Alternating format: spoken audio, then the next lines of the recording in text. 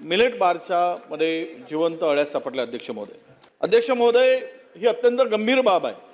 हे मिलेट्स आपण त्या विद्यार्थ्या पोरांना देतो, त्याच्या कुपोषित बालक आहेत किंवा तिकडे त्याला ते विटॅमिन्स मिळत नाही म्हणून आपण देतो आणि हा कंत्राटदार स्वतःच ते ब्रँड तयार करून त्यामध्ये जिवंत अळ्या अध्यक्ष महोदय हे दुसऱ्यांदा झालेलं आहे।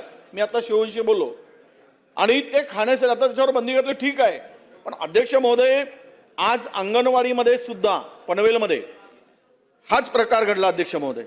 म्हणजे तिथे सुद्धा त्या महिलांनी असं सांगितलंय की आहाराचे पाकिट उघडताच घाण वास येतो, त्यात मुंग्या असतात, पूर्वी धन कडधान्य मिळायचे पण ते वापरले तरी जायचे, आत्ताचा पोषण आहार घरी आणून फेकण्यापेक्षा तो न आणलेलाच बरा।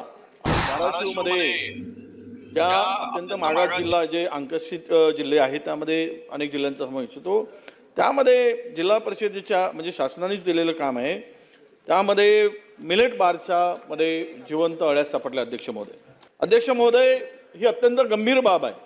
हे मिलेट्स आपण त्या विद्यार्थ्या पोरांना देतो, त्याच्या कुपोषित बालक आहेत किंवा तिकडे त्याला ते विटॅमिन्स मिळत नाही म्हणून आपण देतो आणि हा कंत्राटदार स्वतःच ते ब्रँड तयार करून त्यामध्ये जिवंत अळ्या अध्यक्ष महोदय हे दुसऱ्यांदा झालेलं आहे।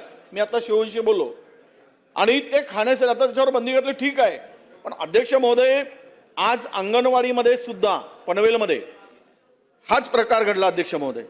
म्हणजे तिथे सुद्धा त्या महिलांनी असं सांगितलंय की आहाराचे पाकिट उघडताच घाण वास येतो, त्यात मुंग्या असतात, पूर्वी धन कडधान्य मिळायचे पण ते वापरले तरी जायचे, आत्ताचा पोषण आहार घरी आणून फेकण्यापेक्षा तो न आणलेलाच बरा असं त्या महिलेने सांगितलं।